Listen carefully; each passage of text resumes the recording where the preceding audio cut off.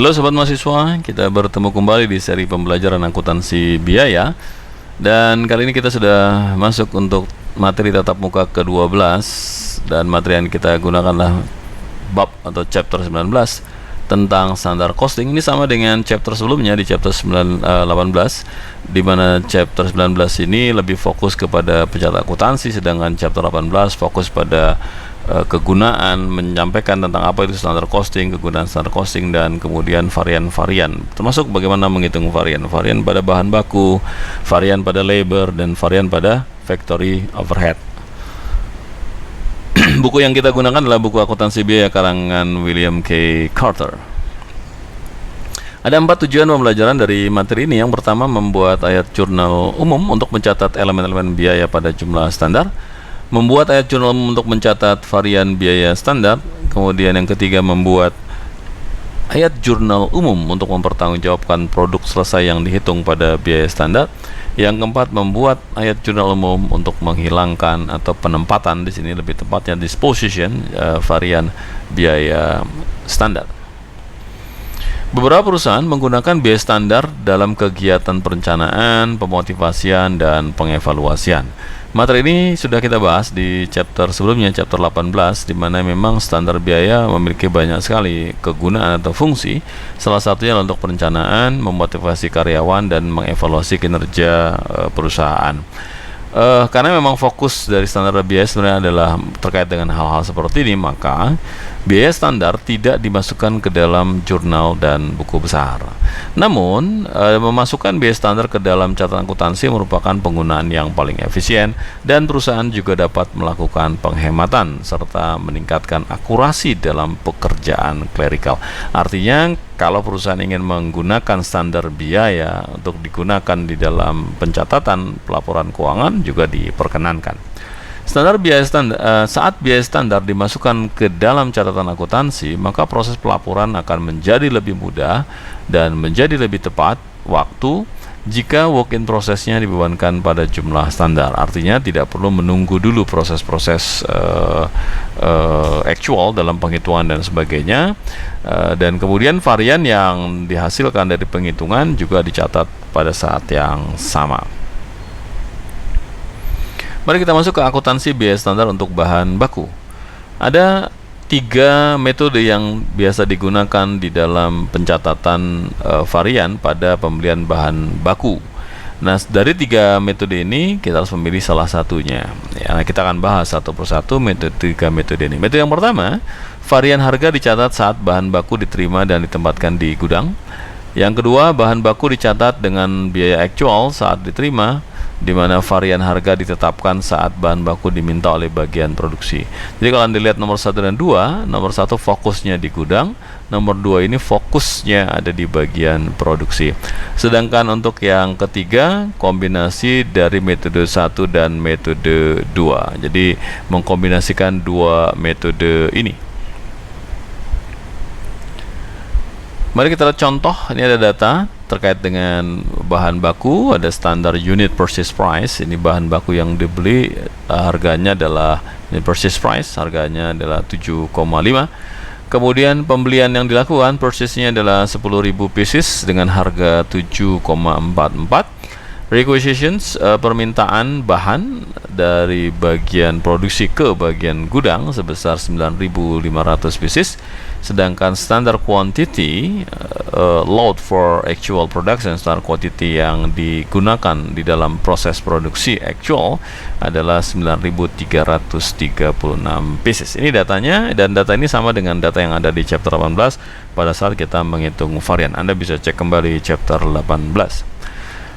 Untuk metode yang pertama, varian harga dicatat saat bahan baku diterima dan ditempatkan gudang. Jadi kita fokusnya di gudang. Maka jurnal yang digunakan oleh perusahaan adalah, untuk penghitungan diasumsikan Anda sudah memahami tentang varians ya.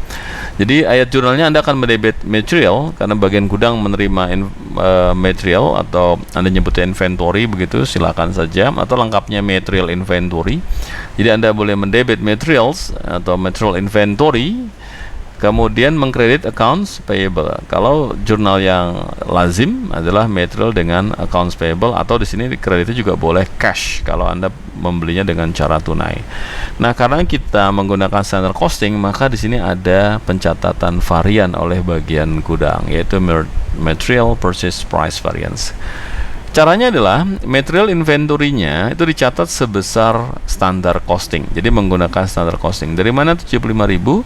75.000 itu adalah 7,5 standar harga per unitnya dikalikan dengan unit yang dibeli 10.000. Jadi ini standar costing. Sedangkan accounts payable adalah ya jumlah yang dikenakan oleh supplier kepada kita.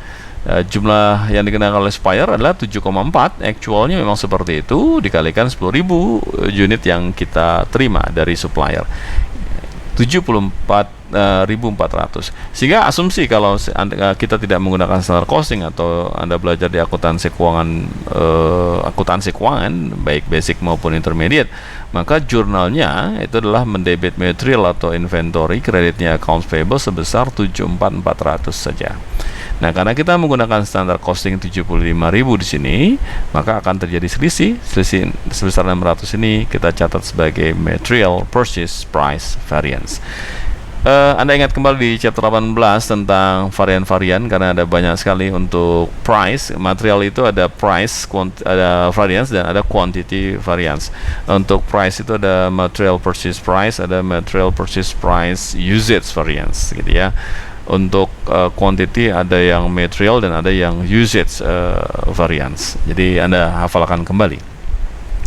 Di sini material purchase price variance sebesar 600, yaitu selisih antara 75.000 dengan 74.400. Dan Anda lihat material purchase price variance-nya ada di sisi kredit. Nah, karena kredit berarti dia favorable, ya, favorable. Kenapa? Karena kredit itu tanda kutip sama dengan revenue, ya. Jadi dia menguntungkan perusahaan. Bahan baku juga dicatat saat keluar dari pabrik. Jadi kalau tadi pada saat masuk ke dalam gudang, karena kita fokusnya di gudang, nah sekarang masih di bagian gudang. Ketika bagian gudang menerima permintaan bahan, ya kita kirim bahan itu ke pabrik, begitu ya. Jadi kita masih fokusnya di gudang. Setelah kita terima dari supplier, sekarang ada permintaan di pabrik, sekarang kita kirimkan. Nah, pada saat kita mengirimkan bahan baku tadi ke pabrik, maka kita akan mendebit work in process, kemudian mengkredit material inventory. Nah, kalau di akuntansi keuangan hanya work in process debit, kreditnya material, atau di chapter-chapter awal kita juga mencatatnya begitu. Work in process debit, kreditnya material inventory sebesar berapa? 71.250. Oke. Nah, karena kita menggunakan standar costing, maka Anda lihat di sini bahwa untuk work in process sebesar 70.20 tadi ya, sebesar, maaf, jadi saya ulangi, untuk kalau tidak menggunakan standar costing yang kita pakai adalah 71.250 ya, sesuai dengan actual ya. Kembali ke sini, kembali ke fokus ke jurnal ini. Jadi work in process-nya itu dicatat berdasarkan standar harga 7,5 dikalikan berapa bahan baku yang diminta oleh bagian pabrik. Yang diminta tadi 9.336 begitu ya, maka nilainya totalnya adalah 70.20. Sedangkan material, kita fokus dulu yang sisi kredit, yaitu sebesar 71.250 berasal dari berapa jam standar ya. Berapa tarif price standarnya, standar price-nya dikalikan dengan berapa actual pieces-nya. Actual pieces-nya adalah 9.500 atau 9.500 ini kita lihat cek sini supaya fokus ya di sini. Yang diminta. Jadi yang diminta oleh bagian gudang realnya itu adalah 9.500 ya. Nah, karena diminta 9.500 gitu ya, ini yang Anda tinggal kalikan dengan standarnya, sehingga di sini totalnya menjadi 71.250. Nah, selisih dari work in process dan material ini adalah material quantity variance. Nah, sebenarnya Anda bisa melakukan penghitungan material quantity variance menggunakan versi chapter sebelumnya gitu ya, kalau misalkan Anda masih bingung menggunakan jurnal ini, dan kemudian dari sana Anda tinggal catat kalau material quantity variance ini 5 variables, maka dia akan ada di sisi kredit begitu.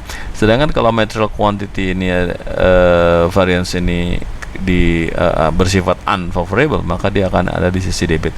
Nah, kalau dia ada di sisi debit, maka dia dipastikan dia adalah unfavorable. Dan mohon maaf, saya ralat tadi yang saya sampaikan, ini semuanya menggunakan standar costing ya. Bagaimana kalau misalkan yang actual ya? Kalau actual ya, material yang dipakai di sini adalah jumlah actualnya 9.500, kemudian dikalikan dengan harga yang ditetapkan. Apakah Anda menggunakan FIFO, LIFO atau average? Nah, itulah yang kemudian akan dicatat mendebit work in process dan kemudian credit materials. Ya, datanya tidak tersaji di sini. Kemudian kalau kita menggunakan metode yang kedua, bahan baku dicatat dengan biaya actual pada saat diterima. Varian harga ditetapkan saat bahan baku diminta oleh bagian produksi. Ini metode yang kedua. Tadi saya sampaikan fokusnya ada di bagian produksi. Nah, saat bahan baku dibeli, tidak ada varian yang dihitung pada saat bahan. Kenapa? Karena kita fokusnya di bagian produksi. Sehingga bagian gudang mencatat apa adanya saja. Berapa yang akan dia bayar kepada supplier, itulah yang kita akan catat. Seperti yang tadi sudah saya sampaikan. Jadi actualnya berapa? 7,4. Berapa actual unit yang kita terima? 10.000. Ya sudah, itu yang kita catat. Material debit, kreditnya cash atau accounts payable ya. Nah, baru kita fokus yang ada di pabrik sekarang.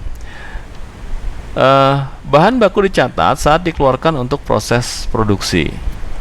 Ayat jurnalnya, jadi ingat, bahan bakunya dicatat pada saat dikeluarkan untuk proses produksi. Begitu proses produksinya dimulai, maka kita akan catat. Maka di sini Anda lihat langsung mengkombinasikan. Di sini ada work in process, kemudian kreditnya juga ada materials, dan sekaligus ada material quantity variance dan material price usage variance. Jadi dengan metode kedua ini, dua variance ini langsung muncul bersamaan, baik material quantity maupun material price variance ya. Penghitungannya kembali ke chapter 18, Anda cek kembali. Di sini sudah diberikan datanya untuk work in processnya 7.5 atau 7,5 standar kalikan 9336 sama seperti metode pertama. Kemudian materialnya di sini 7,4 actual kalikan 9.500 pieces ya. Jadi 70.680, 70.020. Kemudian Anda hitung dulu berapa material quantity-nya, variance-nya. Material quantity variance berarti selisih kuantitas ya. Kuantitas ini selisihnya berapa dikalikan harga standar. Ya, di sini actual kemudian dikalikan 9, kuantitasnya berapa di sini?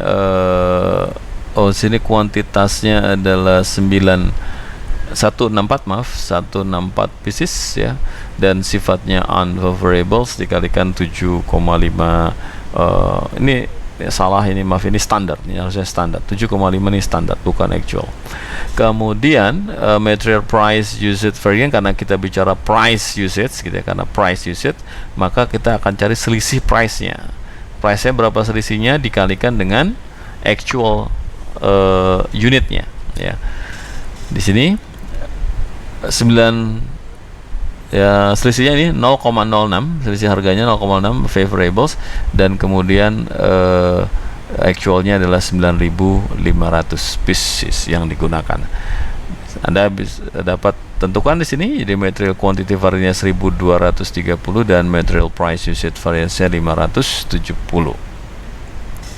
Itu metode yang kedua. Dan metode ketiga mengkombinasikan. Nah, kalau metode ketiga ini mengkombinasikan, artinya bahwa variannya akan dicatat di bagian gudang dan juga akan dicatat di bagian produksi. Jadi bagi-bagi begitu ya. Nah, Anda lihat di sini, ini sama persis seperti di metode pertama ya. Jadi Anda catat di bagian gudang, waktu bagian gudang melakukan pembelian ya kita catat material purchase price variance-nya sebesar 600, dan kemudian pada saat bagian produksi meminta barang dari bahan baku dari bagian gudang, maka ini juga dicatat.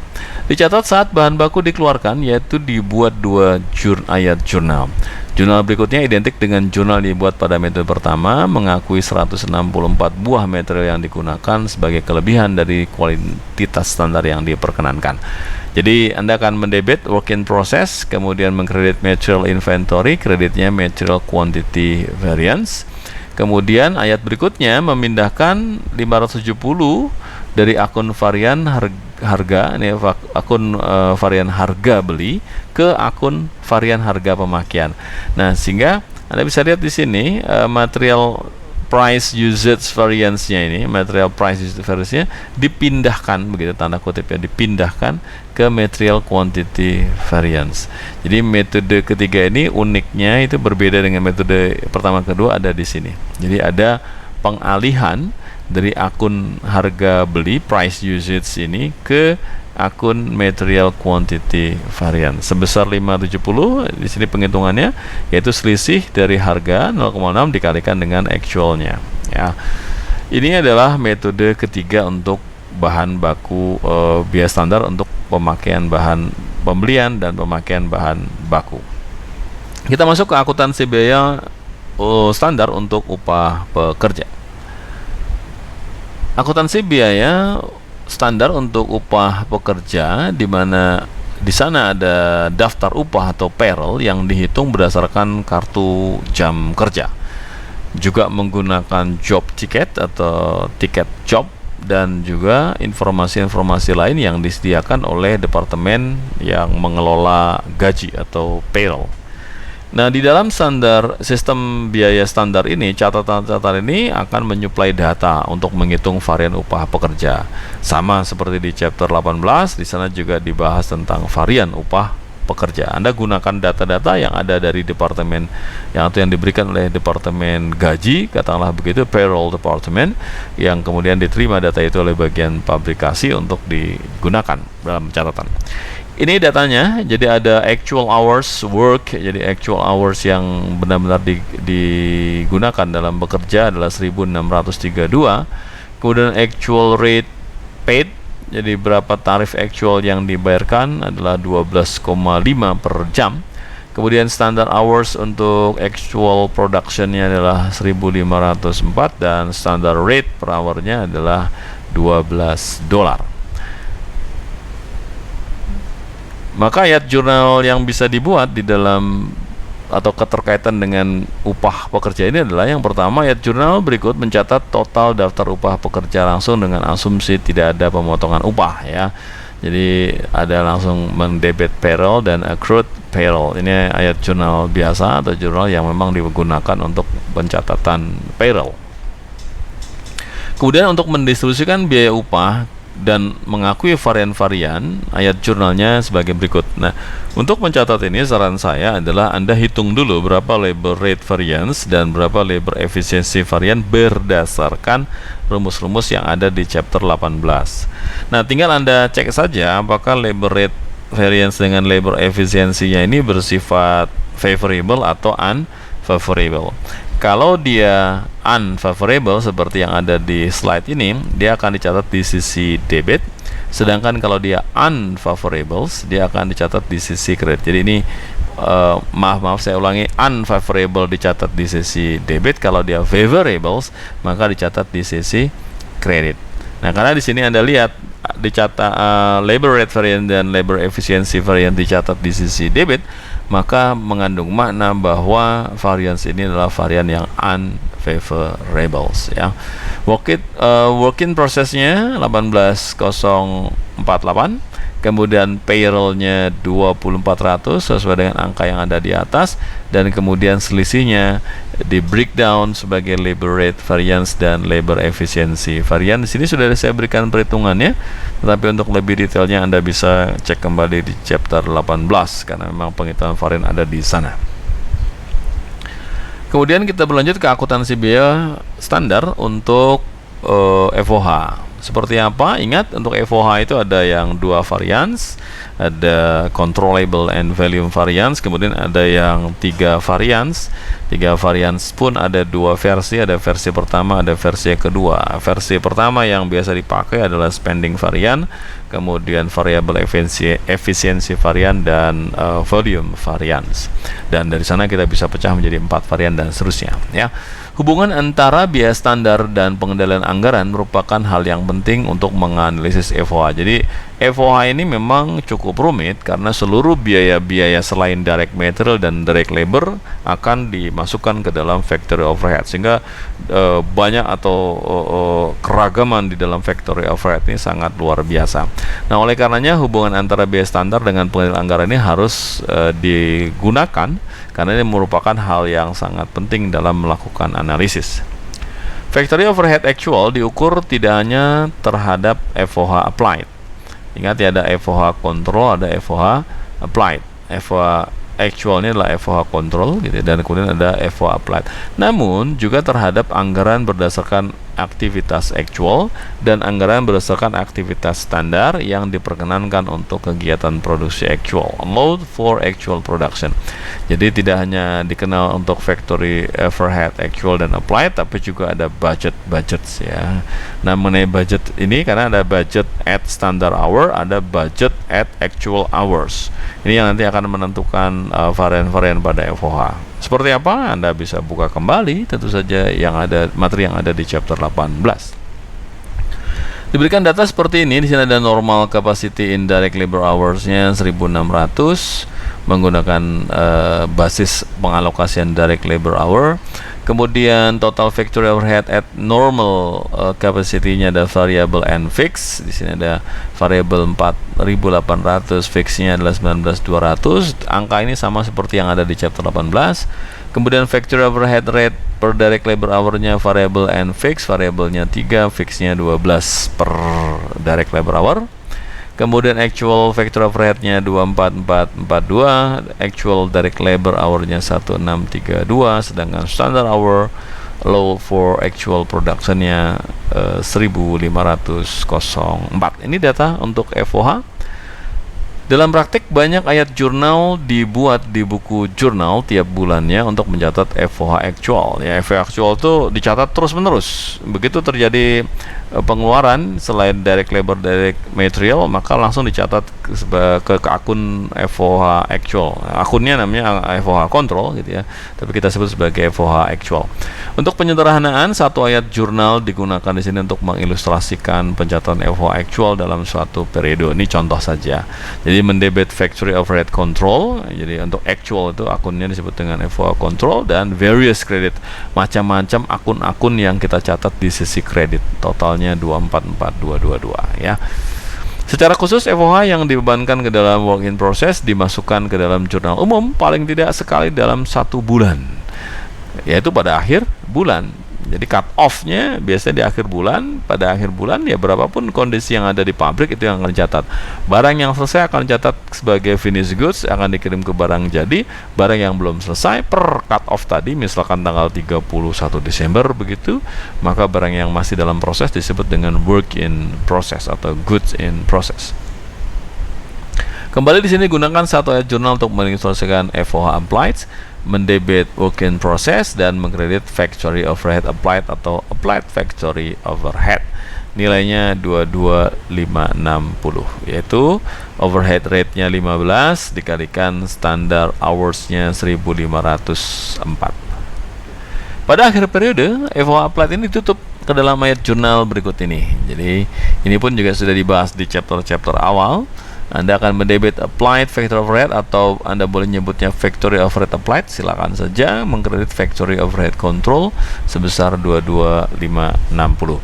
Nah, kalau Anda perhatikan akan ada selisih. Jadi kalau Anda lihat di sini factory overhead controlnya ya, dengan applied-nya ini ada perbedaan ya, ada perbedaan.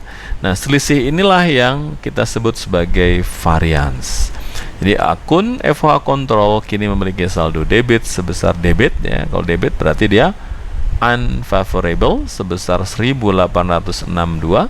Saldo ini menunjukkan FOH yang under applied karena tidak seluruh FOH bisa dialokasikan ke dalam work in process, atau disebut juga net overhead variance. Hal ini akan ditutup sebagai akun varian FOH. Jadi selisih yang sebesar 1862, yaitu selisih antara factory overhead control dengan factory overhead applied, dicatat sebagai varian. Inilah yang kemudian Anda analisis menggunakan 2 varian, 3 varian, ataupun yang 4 varian.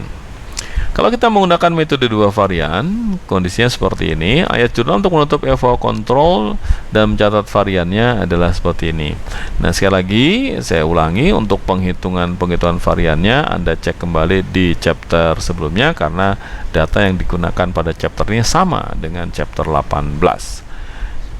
Jadi dari penghitungan varian di chapter 18, kita tahu bahwa ada volume control dan controllable. Jadi volume variance dan controllable variance.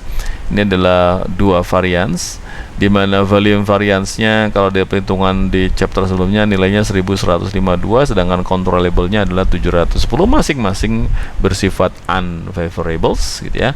Jadi Anda catat variansnya dengan mengkredit FOH control sebesar 1862. Nah, setelah Anda mengkredit FOH control ini, maka FOH controlnya akan memiliki saldo 0. Kemudian kalau menggunakan 3 varian sama ya, dengan 2 varian Anda tinggal cantumkan saja nama-nama varians dari 3 varian ini yang kemudian juga menghitung berapa angka-angka variannya. Kembali, penghitungan varian ini sesuai dengan yang sudah dibahas di chapter 18. Di sini ada factor overhead volume variance, kemudian ada factor overhead variable efisiensi varian, dan spending variance. Ini dibalik ya, kalau di chapter sebelumnya spending varian, variable efisiensi, dan volume varian ya. Kemudian factor overhead controlnya totalnya harus sama 1862 karena ini adalah selisih antara factory overhead control dengan factory overhead applied-nya. Kemudian bagaimana dengan akuntansi biaya standar untuk produk yang selesai? Nah, pekerjaan selesai membutuhkan pemindahan biaya dari akun WIP suatu departemen ke akun WIP departemen lainnya atau ke akun persediaan barang jadi. Biaya yang dipindahkan ini adalah biaya standar dari produk yang selesai. Contoh, sebanyak 4.200 unit Pexel telah selesai selama periode berjalan dan dipindahkan ke persediaan barang jadi. Selama periode yang sama, sebanyak 4.236 unit Pexel dipindahkan dari cutting department dan molding department ke assembly department. Kartu biaya standar untuk Pexel mengindikasikan bahwa total biaya standar total 1 unit biaya standar produksi adalah 204,15, di mana 122,90 ditambahkan di cutting department dan 57,25 di molding ditambahkan di molding department dan 24 di assembly department. Ini berdasarkan kartu biaya standar untuk unit yang disebut dengan Pexel. Maka ya, jurnal untuk mencatat pemindahan 4.236 unit dari cutting department dan molding department ke assembly department adalah sebagai berikut.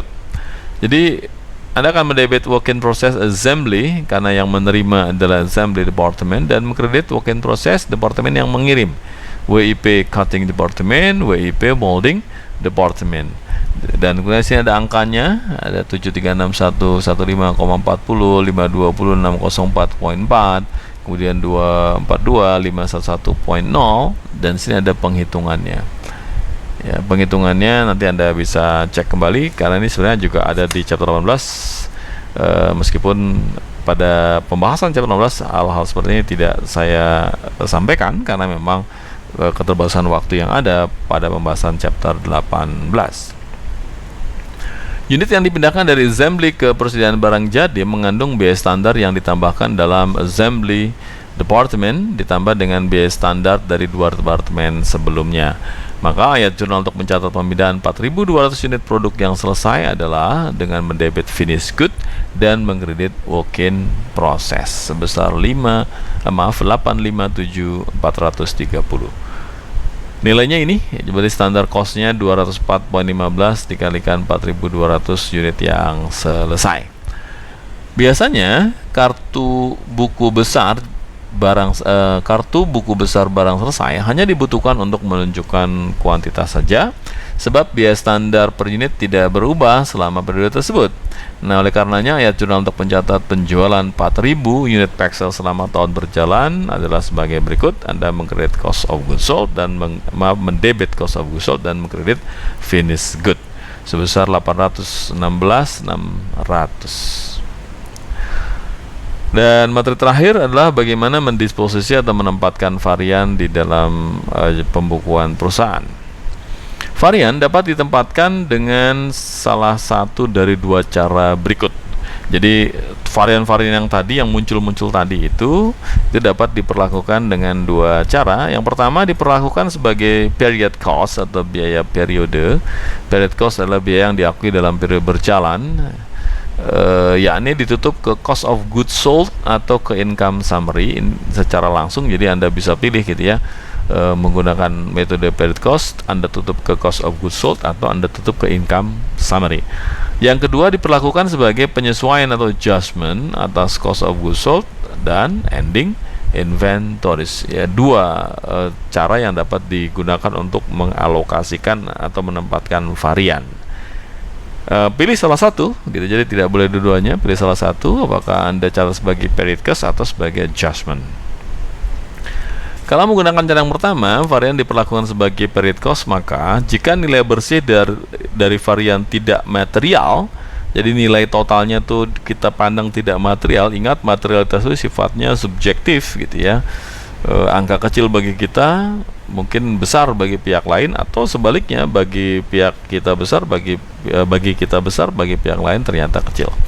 Maka varian akan ditutup ke cost of goods sold. Ini ketentuannya. Jadi kalau tidak tidak material, maka variannya dicatat saja atau ditutup saja ke cost of goods sold. Jika varian ditutup ke dalam income summary, hal ini berarti bahwa varian diperlakukan bukan sebagai penambah atau pengurang biaya produksi, melainkan sebagai deviasi dari contemplated cost, biaya kontemplasi, yang disebabkan oleh kemalasan atau inactivity yang abnormal, pemborosan atau extravagance, keefisienan atau ketidakefisienan, inefficiencies or efficiencies, atau perubahan lain dalam kondisi bisnis. Ini untuk period cost. Kemudian cara yang kedua dilakukan sebagai penyesuaian, yaitu adjustment ke dalam cost of goods sold atau ending inventories. Nah, berkaitan dengan cost of inventories, Accounting Research Bulletin atau ARB nomor 43 menyatakan bahwa varian yang signifikan dialokasikan antara cost of goods sold dan inventories. Artinya dialokasikannya ya proporsional ke dalam cost of goods sold, di-adjust ke cost of goods sold atau ke inventory. Ini menurut Accounting Research Bulletin. Untuk standar akuntansi keuangan, Anda bisa cek ya bagaimana standar akuntansi keuangan memperlakukan varian-varian ini. Perlakuan terhadap varian tergantung dari faktor-faktor berikut.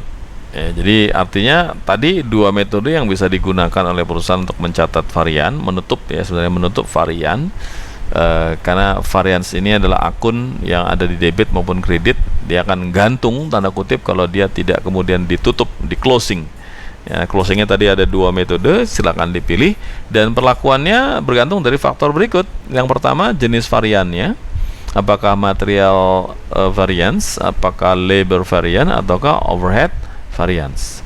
Kemudian yang kedua, ukuran dari varian itu, ukurannya apakah besar, material, atau kecil, immaterial. Yang ketiga adalah pengalaman perusahaan dalam mengelola biaya standar. Nah, selama ini dari pengalaman, dari praktek-praktek yang sudah terjadi, manajemen akan memutuskan kira-kira apakah menurut mereka itu lebih tepat menggunakan metode yang pertama atau menggunakan metode yang kedua. Metode yang pertama itu diakui sebagai period cost, catat saja sebagai period cost, apakah mencatat ke cost of goods sold atau ke yang lainnya begitu, ke income. Di sana tadi di slide disebutkan ke income summary, atau dicatat sebagai adjustment. Nah, adjustmentnya kalau di slide tadi masuk ke cost of goods sold atau ke ending inventory, itu pilihan ya. Jadi pengalaman perusahaan lah yang akan menentukan kira-kira perusahaan lebih tepat menggunakan cara pertama, period cost, atau menggunakan adjustment. Kemudian yang keempat, penyebab varian itu sendiri. Apakah disebabkan karena kesalahan manajemen gitu ya, ataukah karena memang standarnya yang keliru? Kalau Anda tanya, Pak, apakah mungkin standar salah? Oh, sangat mungkin. Bisa saja standar ini sudah ditetapkan 2, 3, 4, 5 tahun yang lalu, tetapi masih dipakai tahun ini. Padahal standar itu sebaiknya direview. Setahun sekali lah minimal direview apakah standar ini masih bisa dipakai pada tahun berikutnya atau tidak. Nah, sehingga bisa terjadi di mana standar yang digunakan oleh perusahaan saat ini ternyata sudah tidak sesuai dengan kondisi yang ada.